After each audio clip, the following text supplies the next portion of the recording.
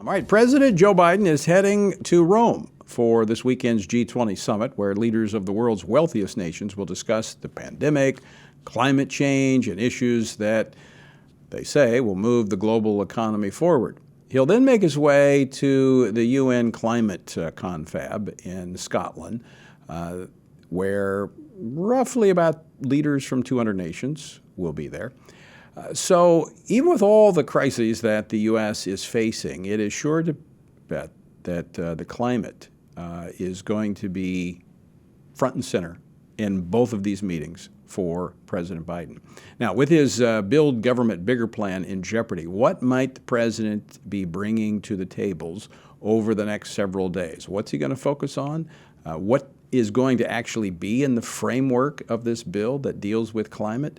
Joining me now to talk about this is Congressman Kevin Hern. He's the chairman of the RSC Budget and Spending Task Force and a member of the Ways and Means Committee.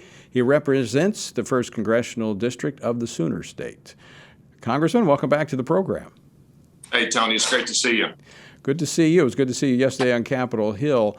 I just spoke with one of your colleagues, Congressman Byron Donalds of Florida. We were talking about the president's, the framework for the Build Government Bigger plan, which I like to call it. What is going to be in there as it pertains to the climate? Do you have any idea? Well, Tony, it's what we saw just a minute ago. I was actually just in a rules hearing just a few minutes ago, listening to what they had to say. And I got to tell you, it's pretty scary. They want just basically $500 billion to do what they think will be right after the fact. As you have been hearing and seeing, they don't have any of the language written yet.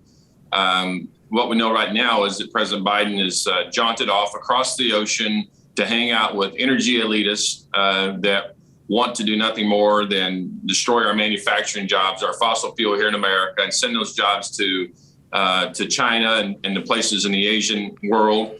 All the while, our energy producers here in this country are the only Western civilized nations that are around the world that have actually lowered CO2 emissions over the decades, only to see these jobs continue to go to China and to India, where they've doubled and tripled their CO2 emissions. So it's a lot of hypocrisy from the Democrats.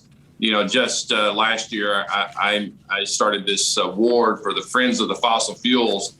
And my first recipient was John Kerry, because as he was talking about saving the world from overheating, he was jaunting around the world in his private jet. And so just tremendous hypocrisy.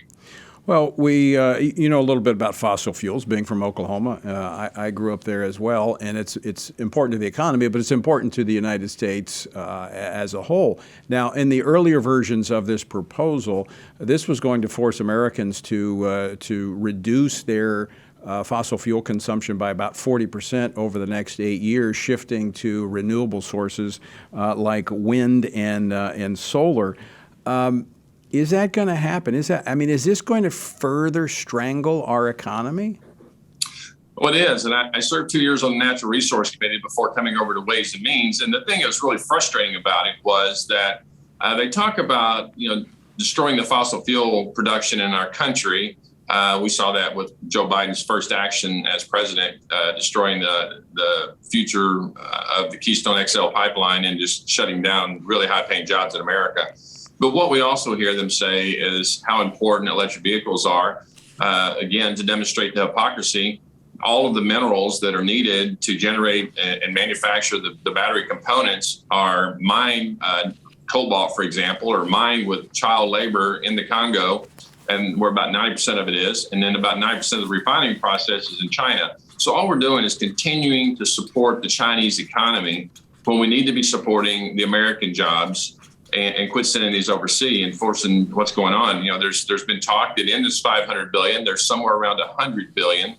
We know that in the infrastructure bill, as an example, that we're still waiting to see when that's going to hit the floor, is $177 billion of American taxpayer money being spent on 500,000 charging stations around America. Right. Actually, more than they're going to actually spend on roads and bridges in the infrastructure bill, which is, again, hypocrisy.